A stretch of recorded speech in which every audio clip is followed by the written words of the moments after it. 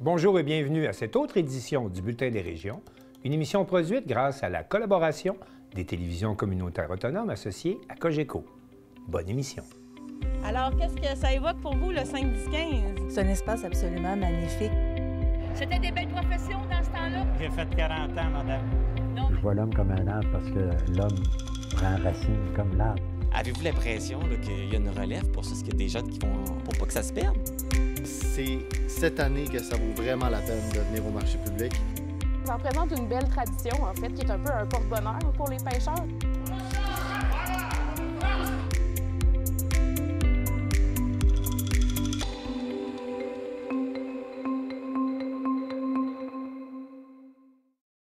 Au sommaire pour vous cette semaine.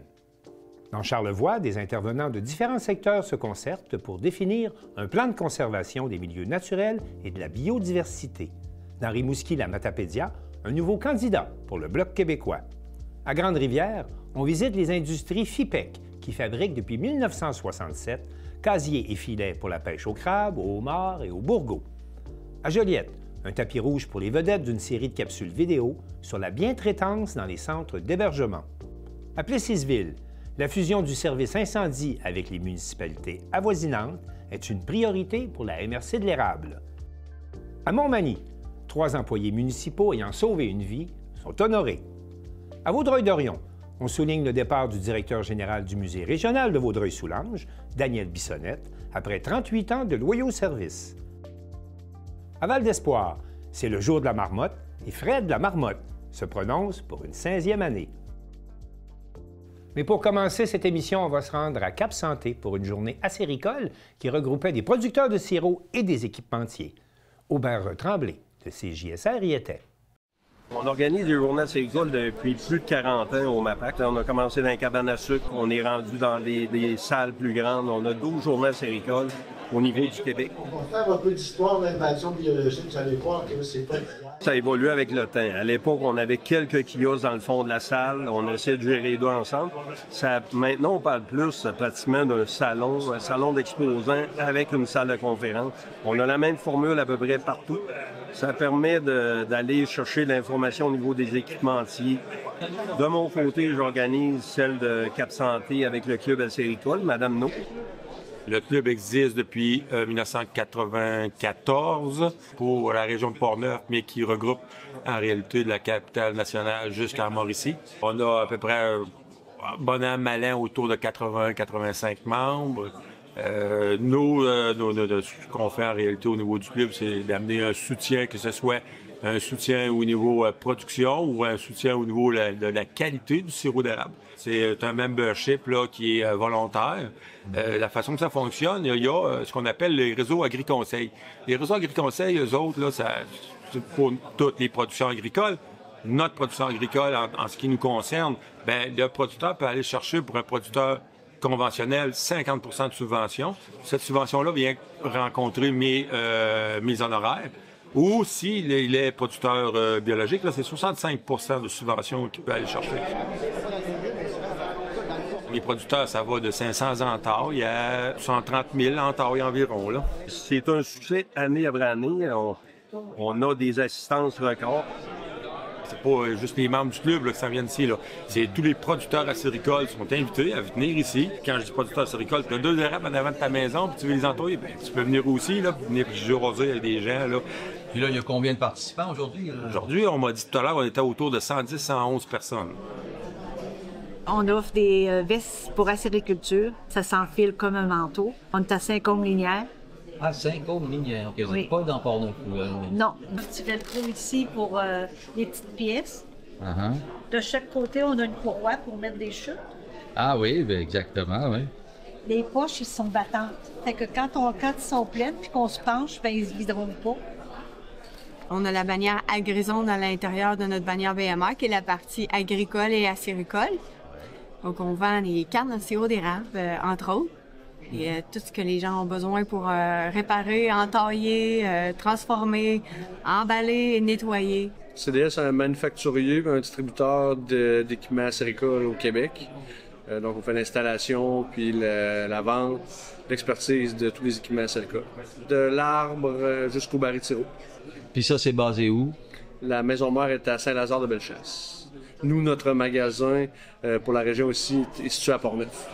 Nous, on offre plusieurs services. Les producteurs agricoles peuvent nous contacter soit pour avoir des travailleurs étrangers temporaires ou pour de la main-d'œuvre locale.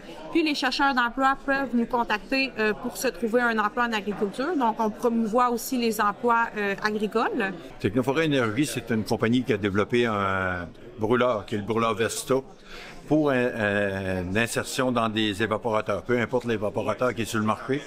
C'est un brûleur au copeaux. Ce brûleur-là, on l'insère à la place du brûleur qui est existant dans l'évaporateur. Puis, fait que l'évaporateur tombe avec un brûleur au copeaux. Le Centre provincial d'expertise, on commence à offrir des services de production de plaquettes de bois directement chez les sériculteurs. Je travaille dans l'innovation de la sériculture. On pousse sur des produits qui sont plutôt innovants. On amène des nouvelles manières de travailler. On se casse la tête à essayer d'améliorer la sériculture. Et ici, on a le Perfecto, un outil qui permet d'optimiser l'entoyage puis l'entoyage des érables pour faire des trous plus droits. Besoin de monter le plateau, puis complètement stainless, ça va assez bien pour la laver. On est lac mégantique, on vend surtout en ligne, on expédie partout dans l'Amérique du Nord aussi, il y a d'érable. Depuis une dizaine d'années, on a introduit tout ce qui est érablière, qui est de l'installation de fibres optiques entre la pompe et les bouilleuses. Et en même temps, on est capable d'avoir des caméras de surveillance ou des contrôles de base pour partir les pompes à distance. LS Bulodo, tous les produits acéricoles, on a aussi des systèmes de chauffage et on fait de l'industriel commercial. On a une usine qui est située à Neuville, sur l'autoroute 40, et la maison mère est à Saint-Éphrem-en-Beauce. Dominion Engrim, c'est une entreprise centenaire. La maison mère est à Anjou, Montréal. Par contre, on a des usines un peu partout dans différentes régions. On offre tout, de la tubulure à aller jusqu'aux les osmoses, les bouilleuses, les bassins. On peut offrir de tout pour le sériculteur. On vend les produits des SDSA. Ensuite, on fait des reconstructions d'évaporateurs, on fait des modifications Goudrel BHE et on offre aussi le service en forêt, installation, entoyage, fuite, désenteuillage. Mais vous êtes basé où? À Pont-Rouge.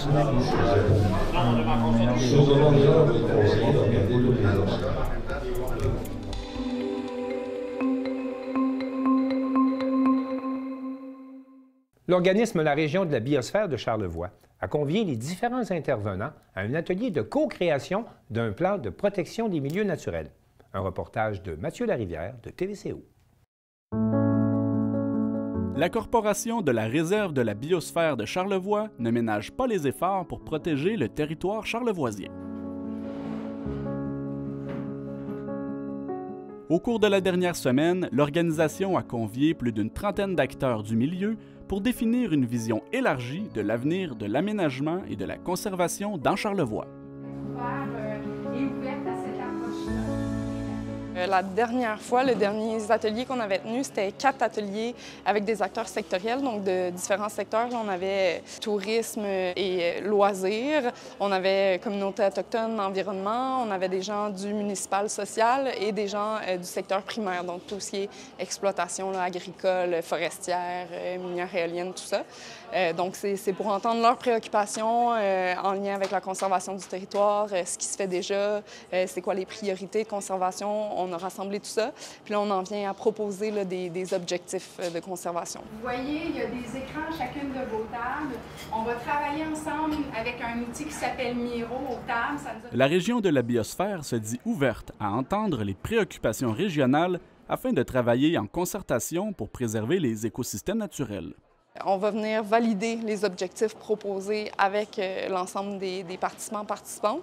Donc, ils vont pouvoir nous dire est-ce qu'il manque des éléments majeurs, est-ce qu'il y a des choses qu'on n'a pas du tout pris en considération, est-ce qu'il y a des acteurs ou des éléments là, à rajouter à ces objectifs-là.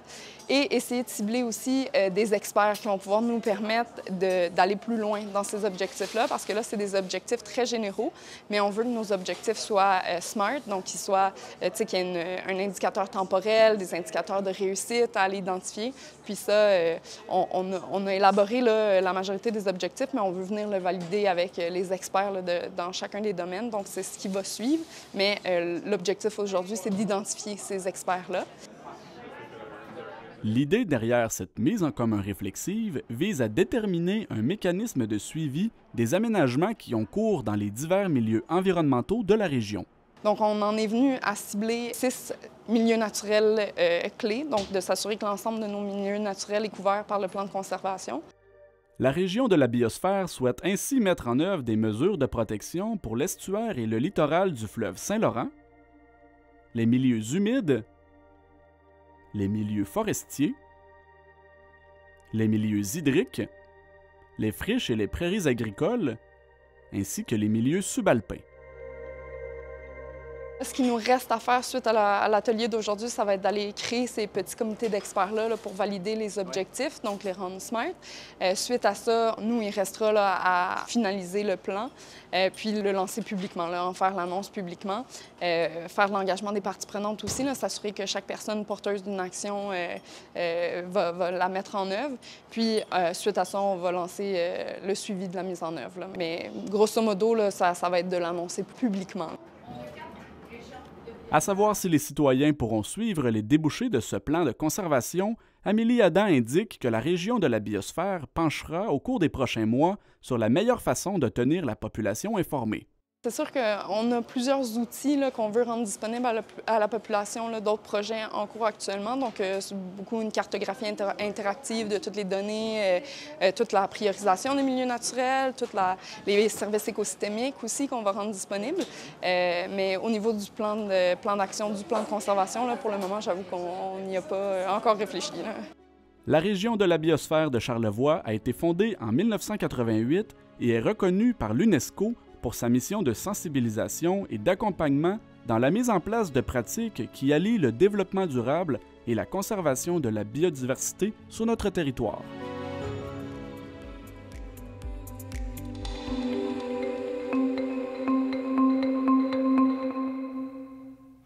On connaît maintenant le nom du nouveau candidat du Bloc québécois dans la nouvelle circonscription de Rimouski-la-Matapédia et Marc Després de TV Métis l'a rencontré.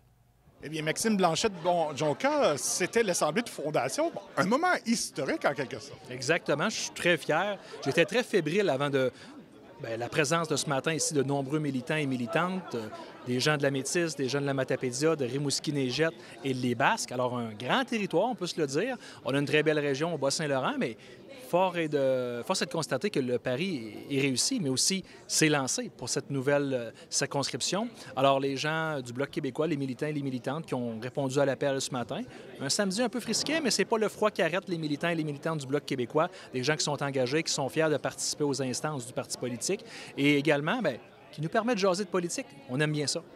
Et à ce moment-là, donc, on peut le dire, c'est vraiment officiel. Donc, vous êtes maintenant le candidat pour la circonscription. Tout à fait. Donc, c'est officiel dans les statuts du Bloc québécois à partir du 1er janvier 2025 avec le redécoupage électoral qui n'était pas nécessairement souhaité, on doit se le dire, mais présentement, on doit composer avec la situation. Alors, on sait avec la démission récemment du premier ministre Justin Trudeau qui devrait prendre en vigueur au mois de mars. Je pense qu'on va avoir des élections plus tôt que tard, des élections fédérales. Alors, il faut se préparer. Et le message que nous, on lance ce matin à l'ensemble de la population en se réunissant, c'est que le Bloc québécois est présent. La force politique numéro 1 dans l'Est du Québec, c'est le Bloc québécois. Alors, on est prêt, on est rassemblés, on est content de se voir, mais aussi on est préparé pour la prochaine campagne électorale. Et la tristesse aussi dans tout ça, c'est la représentativité, parce qu'au cours des dernières années, donc, la représentation électorale est passée de 7 députés à 3. Oui, tout à fait. Donc, il y a 60 ans, c'est quand même pas très loin. On avait 7 députés pour l'Est du Québec. Donc, en partant de Montmagny jusqu'en Gaspésie, incluant les Îles-de-la-Madeleine, 7 élus donc portaient la voix, défendaient les intérêts de l'Est du Québec. Et là, présentement, nous sommes 4 députés. Et à partir de la prochaine élection, ce sera seulement 3 candidats ou candidates qui seront sur la ligne de départ. Alors, force est de constater, j'ai mené le combat. Et on a tenté au Bloc québécois avec ma collègue Christina Michaud de préserver les 4 députés intacts, la représentation dans l'Est du Québec. Il y a eu disons, une indifférence de la part d'Ottawa. Des gens qui ne comprennent pas nos réalités régionales, ils ne comprennent pas également l'immensité de notre territoire. Vous savez, des gens qui sont à Toronto, à Vancouver, à Edmonton ou Calgary, qui font le tour de la circonscription un lundi soir en prenant une marche après souper, bien, c'est pas la même réalité ici, là. On ne peut pas se déplacer de Routierville à Saint-Éloi à un claquement de doigts. Alors, moi, je lance encore une fois le message à la population, c'est que tant qu'on est dans l'État canadien, cet État-là ne nous permet pas de nous faire entendre à juste titre, c'est-à-dire avec la représentation que nous, on devrait avoir. Alors, on doit quand même se rassembler devant cet état de fait-là, c'est-à-dire on doit s'assurer quand même d'offrir une offre politique qui est souhaitable, qui est respectable pour l'ensemble de la population. Et je pense que c'est le Bloc québécois qui veut lancer ce message-là avec la formation de ce matin, la nouvelle exécutif là, du Bloc québécois, du nouveau territoire de Rimouski-la-Matapédia. Alors, c'est triste, c'est une triste nouvelle. Maintenant, on doit composer avec et on doit se serrer les coudes, on doit passer à travers tout ça, puis s'assurer que la voix et les intérêts de la région soient bien représentés à Ottawa.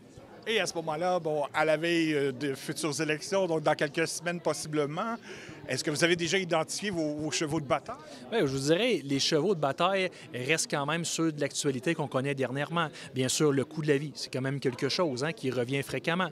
Il y a une chose très importante là, qui nous a frappé en plein visage cette semaine, c'est la contestation de la Cour suprême contre la loi sur la laïcité de l'État, la loi 21, une loi qui est chère là, aux Québécois et Québécoises, qui respecte notre héritage, nos valeurs communes. Et là, on a des partis fédéraux, le Parti libéral, le Parti conservateur du Canada, qui veulent s'opposer à notre propre loi adoptée démocratiquement dans notre Assemblée nationale.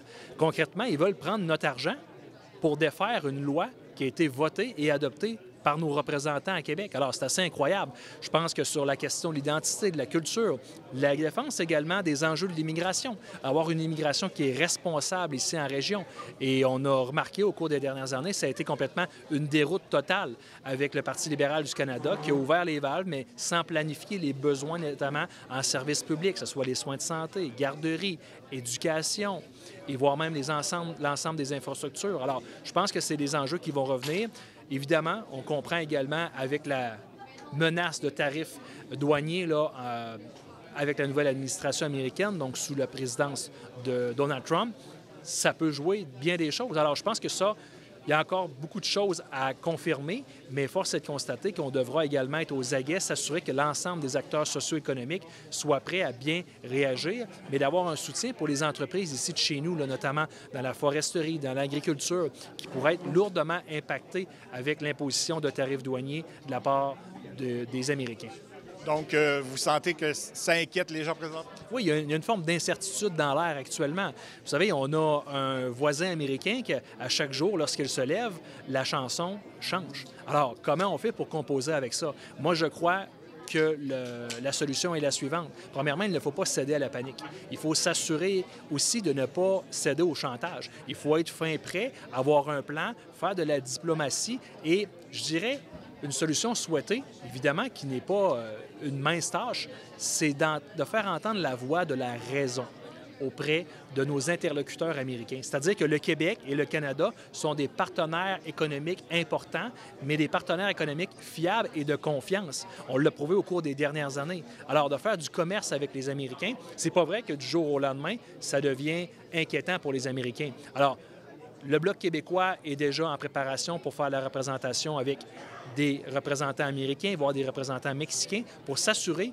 que les marchés qu'on a en commerce sont profitables des deux côtés et de s'assurer de renforcer ces liens-là qui sont forts depuis déjà de nombreuses années. Et donc, par rapport au travail effectué par Christina Michaud, donc pour vous, c'est de la remercier du travail accompli et vous êtes fin prêt là, à défendre la séquence. Oui, je salue le travail de ma collègue Christina Michaud, une collègue, vous savez, j'ai été élu au même temps qu'elle en 2019, de mon côté, avec la MRC de Rimouski-Neigette, Témiscouata-les-Basques et de son côté plus vers l'est avec la MRC de la Métis, de la Matapédia, d'Avignon et de la Matanie. Alors, oui, je salue son travail. Vous savez, c'est une décision hors de notre contrôle qui n'était pas souhaitée. Encore une fois, nous sommes battus jusqu'à la toute fin pour tenter de faire renverser cette décision-là. Et oui, je salue son travail. Vous savez, on est en étroit contact, on collabore de différentes façons. Mais il y a une chose également, c'est que pour moi, la Métis et la Matapédia, et particulièrement la Métis, c'est pas quelque chose d'inconnu. J'ai été à l'école de Mistral ici, là. J'ai été un étudiant, j'ai fait mes quelques coups d'épaule. Mais quelques coups d'épaule ou encore, j'ai fait quelques aventures à l'école de Mistral en jouant avec le programme de football Le Mistral, sport-études. Donc, ça m'a permis de découvrir la belle région de la Métis, mais également aussi du côté de la Matapédia, j'ai de la famille, donc des gens de Lac-au-Saumon, de Saint-Moïse qui sont dans ma famille immédiate. Et bien sûr, en étant député depuis les 5 dernières années, j'ai eu l'occasion déjà d'échanger, de rencontrer des gens de la population, mais aussi de façon plus constante des acteurs socio-économiques. Est-ce qu'on pourrait rêver à pouvoir réussir à faire changer le nom pour faire inclure la Métis dans le nom de la circonscription? C'est une grande question, mais une question importante. Vous savez, moi, je crois que la représentation territoriale doit être de l'avant. C'est-à-dire, lors de la circonscription actuelle que je représente, les 3 MRC sont représentés. Alors, je ne vois pas pourquoi, dans un changement de nom de circonscription, on pourrait occulter, voire même effacer le nom des MRC dans l'ensemble du territoire. Alors, c'est une bataille qui reste à livrer, mais moi, je suis ouvert et je vous dirais, je suis même le premier à dire l'importance que les gens se sentent concernés puis représentés dans le nom d'une circonscription.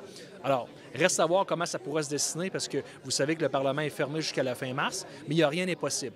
Quand on a le goût de changer quelque chose, tout est possible, il faut y croire. Mais moi, j'y crois fermement et totalement que les gens de la Métis, notamment, puis voire même les gens des Basses, devraient avoir leur nom inclus dans ce nouveau nom de territoire qui est actuellement là, Rimouski-la-Matapédia.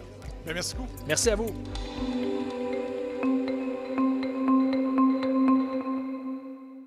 Valérie Pinault de Télévague nous présente maintenant l'entreprise FIPEC de Grande-Rivière qui exporte partout en Amérique du Nord ses filets de pêche, mais également ses casiers pour la pêche au homard, au crabe et au bourgeot.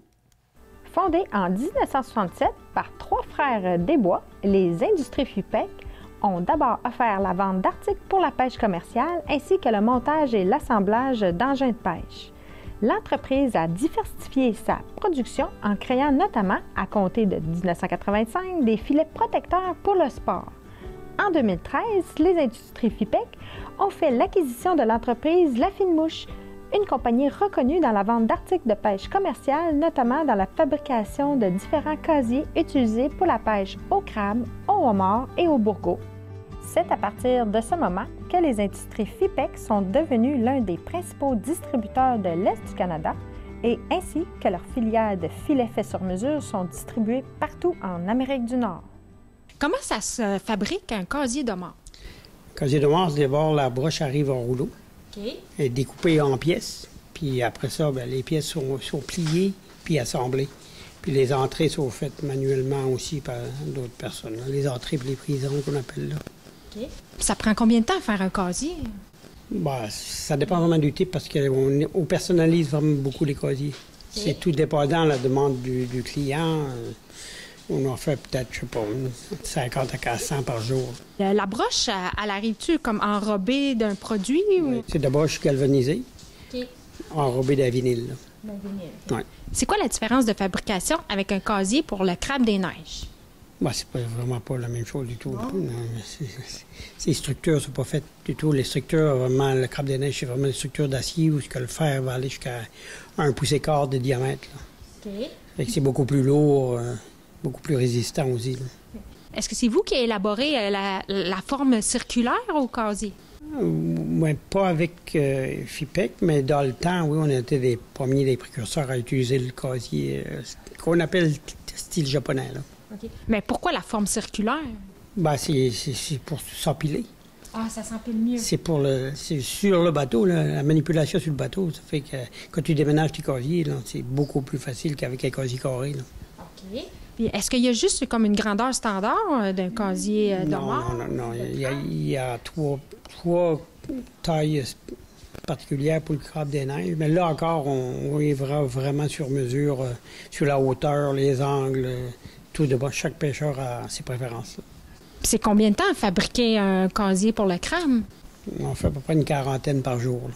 Toutes vos sortes de casiers pour la pêche commerciale, est-ce que c'est seulement envoyé au Québec ou? Non, tous des maritimes aussi. Toutes les maritimes? Maritimes, oui. OK. Puis, vous faites aussi des filets pour la pêche scientifique? C'est quoi les différents types de filets qui existent? Ben, c'est tous des filets pour l'échantillonnage. Pour faire l'échantillonnage surtout. Puis il y a différents types d'engins de pêche. Pas seulement des filets, mais il y a aussi des sortes de trappes. Là, qui, selon certaines espèces, si ça va d'un lac, d'une rivière, Il y a différentes techniques, là. OK. Pour attraper les poissons, pour les garder vivants aussi, là. Faut pas seulement les attraper, là. C'est surtout d'en garder la plupart vivants. Quoi le matériel que vous utilisez pour faire ces filets-là? Ben, ça va du monofilament au multifilament.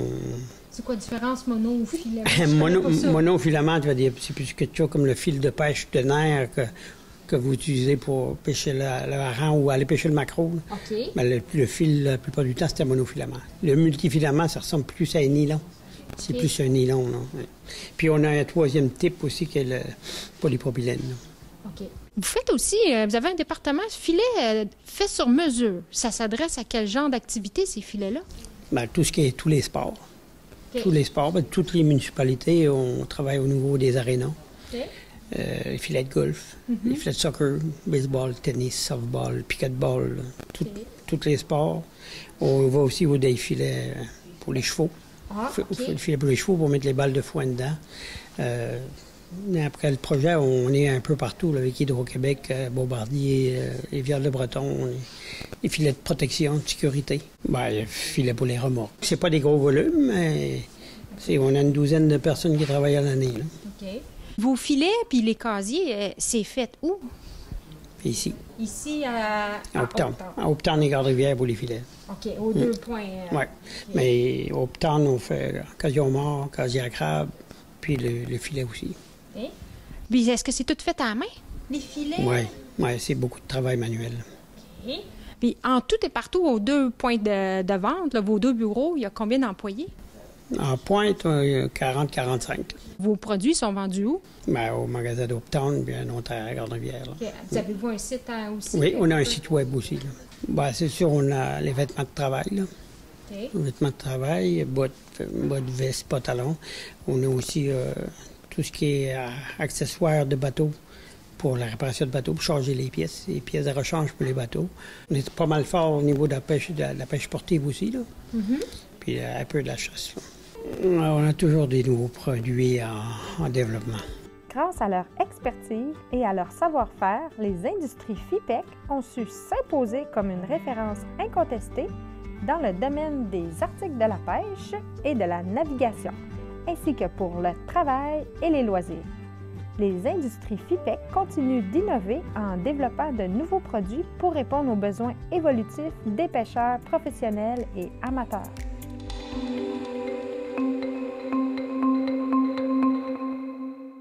Daniel Yvon de CTRB était au lancement d'une série de capsules vidéo portant sur la bientraitance dans les centres d'hébergement. On écoute son reportage.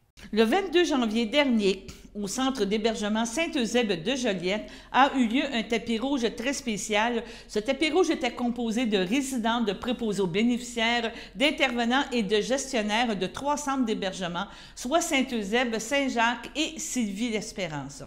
Le but de toute cette présentation était de présenter une série de 5 capsules vidéo dans lesquelles des résidents, des familles et des employés se livrent au sujet de la bientraitance. À travers ces capsules vidéo, on découvre des milieux de vie empreints de bienveillance où le point de vue de la personne hébergée est considéré avant toute action. Ces capsules éducatives, authentiques et touchantes offrent un aperçu du climat unique dans lequel vivent les résidents dans les centres d'hébergement de la région et démontrent tout l'impact positif que la bientraitance a sur le quotidien des personnes hébergées. C'est avec le désir de documenter et de mettre en lumière les bonnes pratiques et les stratégies de bientraitance préconisées dans le cadre de référence que les capsules ont été créées avec la précieuse participation de plusieurs employés du CI3S de Lanaudière pour développer, valider et reviser leur contenu. Dans un premier temps, écoutons l'allocution du président-directeur général du CI3S de Lanaudière, M. Philippe Étier, nous parler du projet. Je suis très content d'être là parce que la cause de la bientraitance, ça vit dans un établissement de santé ou dans le réseau, parce que la portée de ces capsules-là va dépasser les murs du CIS de Lanaudière. On a 2 choix. On fait des politiques, des procédures, tout plein de cadres pour mentionner tout ce qu'on veut éviter. Ce qui est très bien à travers ces capsules-là, puis ce qui est très positif, c'est qu'on veut plus faire la promotion des gestes qu'on veut susciter, puis de la façon qu'on veut traiter les gens. Vous savez, ça va avoir une portée pour le Québec en entier. Je ne suis pas surpris que ça parte de Lanaudière. Parce que dans Lanaudière, puis on se croise souvent dans des activités. Vous avez des gestionnaires, des employés, vous avez des gens, des comités où il y a beaucoup de cœur, où il y a beaucoup de bienveillance. Jean-François a nommé le mot, de la bienveillance, de la bientraitance. Donc, c'est vraiment une très bonne nouvelle que ça parte d'ici. Un gros bravo. Merci d'être là. N'hésitez pas. Puis moi, je vous garantis qu'on va faire la promotion très active de ces capsules-là parce que c'est un ancrage très puissant qu'on a ici, que vous avez à travers les milieux, faire partie des communautés, faire partie des gens, soigner les gens avec respect, les héberger avec respect, avec bienveillance. Donc, c'est une grande fierté aujourd'hui que le lancement ait lieu ici. Merci encore, bravo. Je ne m'éterniserai pas plus que ça parce qu'on va les regarder très rapidement. Vous allez voir, c'est de très grande qualité et puis c'est une belle vitrine pour les gens d'ici. Merci. Nous vous présentons une première vidéo, l'accueil du résident. La bientraitance est une approche valorisant le respect de toute personne, de ses besoins, de ses demandes et des choix, y compris de ses refus.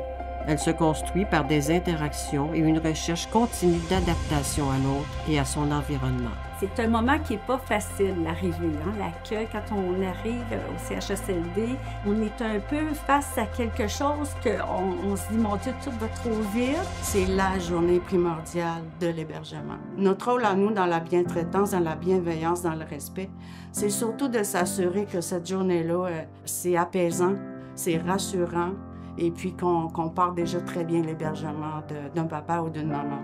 Quand je suis arrivée au CHSLD, en fait, je suis arrivée une journée avant, moi seule. Elle m'a rassurée énormément. J'étais en pleurs, tout ça, c'était terrible. Là. Le sentiment qu'on a, on pense qu'on abandonne notre père, mais en fait, c'est pas ça. Ce qui est essentiel quand j'accueille des nouvelles familles, dans le fond, c'est qu'eux se sentent bien, qu'ils se sentent bien accueillis, que c'est pas une tâche de les accueillir, ça nous fait plaisir de les avoir avec nous, puis on est là pour les rassurer, puis de voir qu'on va bien prendre soin de leur famille, parce que souvent, c'est des familles, quand ils arrivent ici, sont démunies un peu. Là. Le matin, quand on rentre au travail, on a tout le temps un rapport avec nos collègues de travail. C'est là qu'on peut rentrer plus avec les détails pour savoir qui il est, qu'est-ce qu'il faisait, puis qu'est-ce que mon résident est quand il arrive. Dans le fond, c'est comme le prolongement de mes yeux puis de mon cœur, ces gens-là.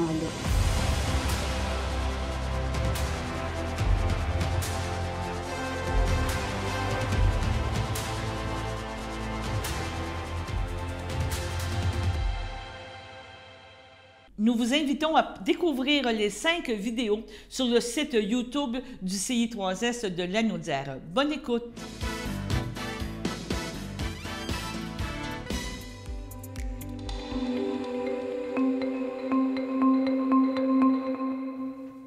Sylvana Suarez de la Télévision de l'Érable s'entretient avec le directeur général de la MRC de l'Érable, Raphaël Tessier, au sujet des réalisations de 2024, mais également des grands enjeux de 2025, parmi lesquels la fusion des services d'incendie. La croissance de la population de la région de la MRC de l'Érable et l'inauguration de son nouveau centre administratif étaient les projets à souligner en 2024 pour le directeur général de la MRC de l'Érable, M. Raphaël Tessier. La poursuite de la mise en commun des services incendie de la ville de Prisville et de la MRC de l'Érable, ainsi comme la révision du plan de développement de la zone agricole, seront aussi sur la liste des projets à réaliser. On va parler rapidement de l'année 2024, comment s'est terminé, quelles ont été les réalisations que vous remarquez de l'année passée. Je vous dirais que, Sylvana, que c'était une année beaucoup de planification puis de préparation pour l'année 2025. Donc, j'aurai l'occasion, là, probablement aujourd'hui, de parler un peu des projets 2025 de la MRC. Donc, plutôt que de dévoiler, en fait, tous les projets 2025 dont je vais te parler aujourd'hui, en fait, c'est ça, 2024, c'était davantage une année de planification là, de projets. Ce qui marque, somme toute, beaucoup l'année 2024, c'est quand même la construction du centre administratif de la MRC. Je pense que ça vaut quand même la peine de le mentionner. C'est un projet qui, en fait, s'est travaillé sur 10 ans au total. Entre les premières discussions qu'il y avait eu à l'époque, on parle de plusieurs conseils de ça. Donc, il y avait des discussions à l'époque pour un projet de relocalisation du centre administratif. Puis c'est un projet, là, avant d'en arriver à la première pelletée de terre qui a pris environ 10 ans là, de réflexion, de discussion au sein du Conseil des maires. Donc, on est quand même bien content en 2024 d'avoir inauguré le nouveau centre administratif de la MRC de l'Érable. Oui, bien sûr. Et bon, si on parle des projets 2025, Raphaël, quels seront les projets plus importants que vous aimeriez réaliser ici dans la région? On en a quand même plusieurs. Je me suis apporté une petite liste là, parce qu'on ne veut pas en oublier. C'est sûr qu'on va y aller avec quelques projets parce qu'il y en a plusieurs qui vont être passés sous silence parce qu'on n'aura peut-être pas le temps aujourd'hui de toutes les aborder. Mais le premier qui me vient en tête, en fait, il y a la révision de notre schéma d'aménagement et de développement. Peut-être rapidement, là, pour expliquer, les MRC, en fait, ont été créés dans les années 1980. Puis leur première mission, c'est de s'occuper de l'aménagement du territoire. Donc, en fait, c'est d'effectuer une planification régionale qui prévoit des orientations de développement pour l'ensemble des municipalités. Donc, le schéma d'aménagement, c'est la pièce maîtresse qui prévoit le développement du territoire, notamment, par exemple, le développement résidentiel dans les municipalités. Et en 2025, on va devoir réviser notre schéma actuel. Notre schéma qui a 10 ans, environ une dizaine d'années présentement. Et l'ensemble des MRC au Québec ont l'obligation, dans les 3 prochaines années, de réaliser la révision de leur nouveau schéma d'aménagement. Quels sont les projets en général qu'il y a importants dans les 2025? En fait, présentement, si on parle toujours du schéma d'aménagement, il va être à élaborer, donc il n'y a pas encore de projet comme tel. En fait, là, le schéma va viser à ce que justement les projets qui voient le jour dans les municipalités locales comme telles, par exemple les projets résidentiels, respectent les orientations gouvernementales dans leur développement. Donc, par exemple, ce qu'on sait en date d'aujourd'hui, c'est que le gouvernement s'attend à ce que dans le prochain schéma d'aménagement des MRC, donc ce n'est pas juste la MRC de l'érable, mais l'ensemble des MRC, qu'il y ait davantage de mesures de densification. On le sait, là, le territoire agricole, et c'est de plus en plus compliqué développer, en fait, en milieu agricole. Donc, le gouvernement aussi veut faire attention non seulement au milieu agricole, mais aussi aux milieux environnementaux, donc protéger l'environnement aussi. Donc, dans ce contexte-là, les municipalités, via le schéma d'aménagement, vont devoir prévoir du développement un peu plus dense, disons, que ce qu'on a été habitué dans les dernières décennies, là. Puis ça, c'est l'ensemble des MRC au Québec, là. Et je vois ici aussi l'élaboration d'un plan de lutte au changement climatique, parce qu'on sait que c'est un gros sujet qui touche toutes les régions au Québec, au Canada, tout le monde. Alors, qu'est-ce que vous avez pensé justement pour faire face à ce type de changement climatique? Bien, encore une fois, c'est un plan qui est à élaborer. Donc, on a également, c'est drôle, on dirait que le gouvernement demande tous des mandats de 3 ans, mais ça donne comme ça aussi pour le plan climat. Il demande à l'ensemble des MRC au Québec de prévoir un plan d'adaptation au changement climatique. En fait, vous allez peut-être entendre parler de plan climat ou plan d'adaptation, c'est la même chose ou à peu près. En fait, dans la MRC de l'érable, il y a déjà un plan d'adaptation au changement climatique qui a été réalisé il y a environ 2 ans. Puis il y en a également un, si je ne me trompe pas, là, au niveau de la ville de Plessisville. Donc, il y a déjà des plans qui ont commencé à être réfléchis dans la MRC de l'érable. Par contre, le gouvernement a décidé que c'était un enjeu assez important et national pour demander à toutes les MRC au Québec d'en faire un obligatoirement. Donc, à l'époque, c'était plus une initiative avant-gardiste de le faire. Mais en date d'aujourd'hui, le gouvernement demande aux MRC, d'ici les 3 prochaines années, d'élaborer tous un plan climat. Donc, en fait, c'est sûr que face au changement climatique, on le sait, il y a de plus en plus de phénomènes, notamment météorologiques, mais indirectement des phénomènes très concrets qui affectent déjà et qui vont continuer d'affecter les municipalités. Je peux vous donner quelques exemples, là, notamment avec les épisodes, des fois, de plus de sécheresse en été, de haute chaleur, plus les problèmes de certaines sources d'eau et des nappes phréatiques. Il y a certaines municipalités, incluant même dans l'érable, qui, dans une certaine période de pointe estivale, ont des problématiques de sources d'eau pour leurs citoyens. Donc, il manque carrément d'eau potable pour leurs citoyens dans certains cas, parce que l'eau à la disposition, l'eau naturelle à la disposition des municipalités n'est plus toujours suffisante. Donc, c'est des exemples concrets pour lesquels non seulement il va falloir s'adapter, mais le gouvernement le gouvernement va prévoir des fonds pour que les MRC mettent en place des actions concrètes pour s'adapter à ces changements-là, puis aux enjeux qui sont créés par les changements climatiques. Et je voulais vous demander, quels ont été les moments les plus importants de votre rôle, les événements que vous pensez qui ont été les plus importants de la région de la MRC de l'érable? Je pense que ça ne fait pas assez d'années pour que je sois à l'aise de te dire qu'il y a un événement qui m'a marqué. Il Il y en a plusieurs, mais je dirais il n'y en a pas un en particulier là, très précis. Par contre, si tu me permets, Sylvana, là, ce midi, je suis tombé sur le journal L'Avenir de l'érable, dans lequel on apprend que la MRC de l'érable atteint bientôt 25 000 résidents. Pour moi, c'est vraiment la nouvelle plus que de l'année, dans le sens que, peut-être pour expliquer un petit contexte, la MRC, il y a environ 10 ans de ça, avait travaillé sur un sommet sur la croissance démographique.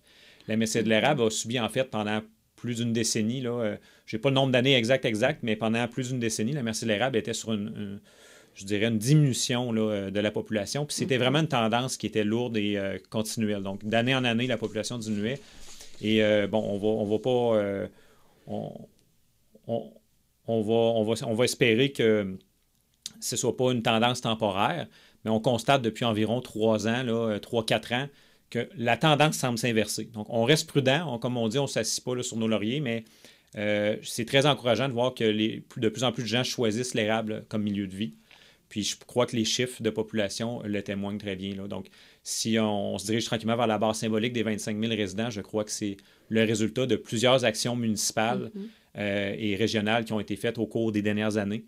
Puis c'est ce type de résultat-là, je crois qu'il faut viser là, comme résultat concret, c'est de viser d'avoir une population en croissance. Évidemment, l'avantage d'une population en croissance, c'est aussi le maintien de nos services dans nos milieux de vie. Il y a des services municipaux, des services de proximité, pardon. Dans certaines municipalités, des fois, c'est fragile. Bien, la venue de nouveaux résidents, des fois, fait la différence entre un service ou un dépanneur qui ferme versus un qui demeure ouvert. Donc ça, je pense, c'est la deuxième, c'est le côté collatéral positif, disons, de la venue de nouveaux résidents sur le territoire.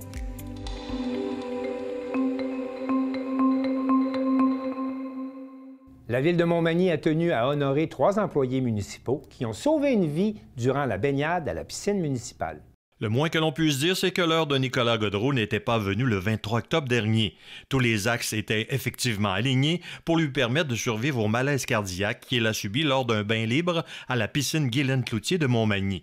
La formatrice Louise Pelletier-Proux, qui était sur place par un heureux hasard, a réagi rapidement et les jeunes sauveteuses Victoria Deschênes et Marie-Pierre Landry l'ont appuyée efficacement. Combiné à l'aide de nageurs présents, dont une infirmière et d'anciens sauveteurs, et un défibrillateur externe automatisé fonctionnel, l'intervention des employés municipaux a sauvé la vie du quadragénaire. Pour souligner le sang-froid dont elles ont fait preuve et leur héroïsme, la Ville de Montmagny a tenu une activité de reconnaissance ce lundi en présence de leurs proches et de la victime, qui tenait également à être sur place pour remercier ses anges gardiennes. Le maire de Montmagny, M. Marc Lorrain, soulignait que de mémoire, c'est la première fois qu'un tel incident survient à la piscine municipale depuis son ouverture en 1969. Il nous parle ici de l'importance des programmes de formation en sauvetage. Malgré le stress à une situation d'urgence, quelle qu'elle soit, dont celle qu'on a vécue le 23 octobre dernier, ça demande quand même beaucoup de sang-froid. Ça demandait aussi qu'on mette en application des formations qui ont été reçues avec efficacité et sang-froid. C'est pas rien, parce que souvent, on prend des formations, c'est bien beau la théorie, mais dans la pratique, c'est tout autre chose. Je pense que certains pourront en témoigner. Après avoir subi 2 opérations au cœur et été hospitalisé pendant près de 30 jours, le survivant, Nicolas Gaudreau, n'avait également que des bons mots pour ses sauveteuses. Chères sauveteuses, je tiens tout d'abord à vous exprimer toute ma reconnaissance pour l'incroyable travail que vous avez accompli ce jour-là. Grâce à vous, je suis ici aujourd'hui en vie et capable de partager ce moment avec vous. Le 23 octobre dernier, lorsque j'ai eu mon arrêt cardiaque à la piscine, je n'avais aucune idée que je m'apprêtais à traverser une épreuve aussi grave. Mais vous étiez là, prête à intervenir, réagir immédiatement et sans hésitation. Rappelons en terminant que depuis quelques mois, grâce à une aide financière du ministère de l'Éducation, la Ville offre gratuitement les formations menant au brevet de moniteur aquatique et de sauveteur national. En mars prochain, 2 formations sont d'ailleurs proposées sans frais dans l'infoloisir hivernal, soit premiers soins généraux et sauveteur national, et il est toujours temps de s'y inscrire. Pour avoir plus de détails, vous n'avez qu'à consulter le site de la Ville de Montmagny, /infoloisir. Mario Lacombe, à la Ville de Montmagny pour CEMA TV Information.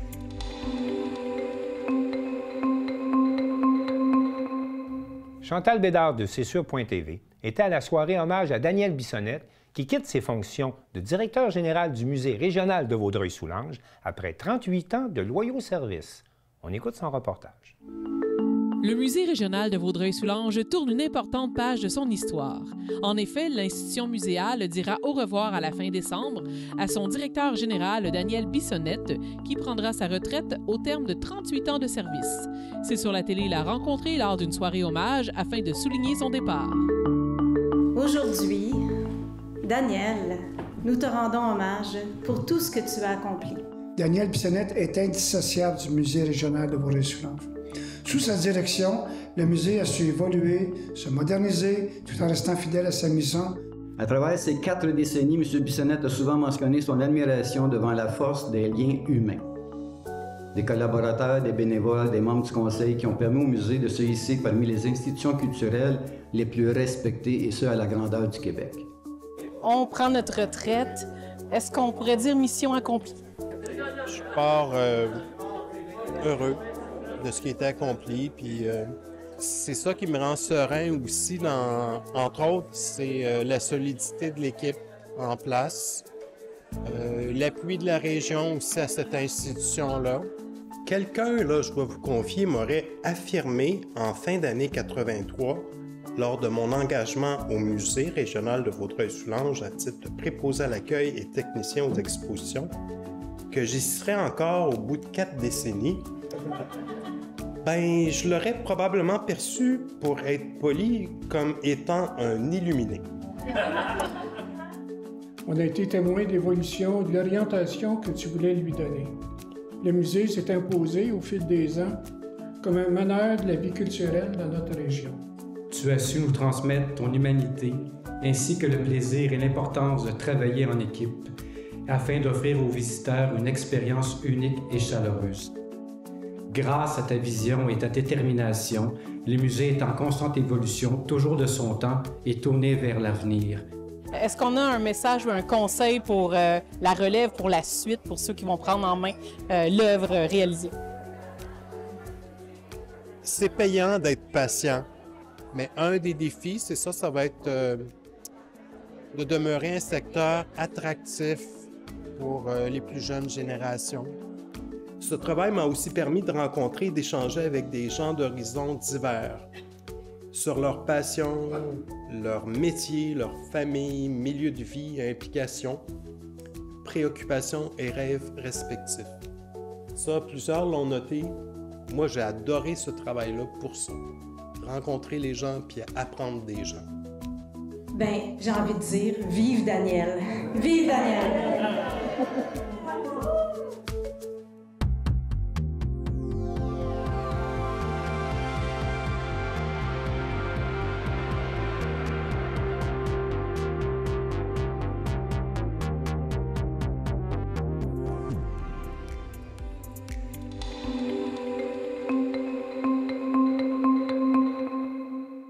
Jean-Denis Laperrière de la télévision du Rocher-Percé était à la 16e prédiction annuelle de Fred Lamarmotte concernant l'arrivée du printemps. Il nous explique que cet événement donne beaucoup de visibilité à la région, même si l'hiver s'annonce plutôt long. La 16e prédiction de Fred vient de se terminer. Quelle est sa conclusion? Déjà 16 ans, j'aimerais dire déjà 16 ans. On a établi une tradition qui est vraiment importante. Puis la prédiction, ben c'est comme qu'il y a un gars qui m'a dit, s'il ne voit pas le soleil, c'est parce qu'il est aveugle. C'est qu'il faisait vraiment soleil un matin, mais c'est vraiment technique, hein, parce qu'à un moment donné, le soleil ne sortait pas des nuages. À un moment donné, il a sorti du nuage. Puis là, il a brillé. Puis Fred a prédit un printemps tardif. Ça veut dire que serrez pas vos skidoo, préparez vos raquettes puis vos skis de fond. On va avoir quelques tempêtes de neige qui va bien nous donner de la neige. C'est froid un matin, mais le monde était présent quand même. Oui, on a eu une belle participation. J'aime ça voir du monde qui revient chaque année, tout le temps. Tu sais, il y en a que ils ont tous les macarons, ils viennent à chaque année, et ils sont contents. C'est vraiment ancré dans leur famille, là. La tradition, c'est vraiment super. Puis en même temps, bien, écoute, ça fait connaître, je le dis, je le redis et je le redis encore, c'est qu'aujourd'hui, ils vont juste parler de la Gaspésie. Dans toutes les stations de radio, dans toutes les stations de télévision, autant au Québec que dans d'autres provinces, puis peut-être sur nos voisins, ils vont parler de la Gaspésie. Puis ça, c'est très important. Tout cet ouvrage-là qu'on fait, la TV communautaire, la qualité des images nous sert pour avoir une belle représentation de la Gaspésie. Puis ça, c'est très important. Le monde qui est là, le groupe de la salle communautaire, les bénévoles de la salle communautaire qui ont fait de superbes crêpes, tout est là, tout est réussi. Fait que on se félicite. Tu disais, on a les habitués, ça revient tout le temps, les macarons, tout ça. Comme j'ai entendu, il y en a, c'est leur première fois, puis c'est pas leur dernière. Oui. J'ai beaucoup de commentaires comme quoi que c'est une belle activité. On revient à chaque année. Puis il y en a de bonnes aventures qui ont descendu. Ils ont dit, écoute, on va revenir. On ne pensait pas que c'était aussi bien organisé, aussi gros. C'est le fun d'entendre du monde qui viennent nous voir et qui dit, hey, là, je sais pas, là, ce que vous faites, c'est bien organisé. Merci beaucoup, puis on se revoit l'an prochain. Ben, c'est moi qui te remercie, puis c'est sûr que je vais t'avoir l'année prochaine. Vous écoutez votre reflet d'ici. Revoyez tous nos reportages sur notre site Internet.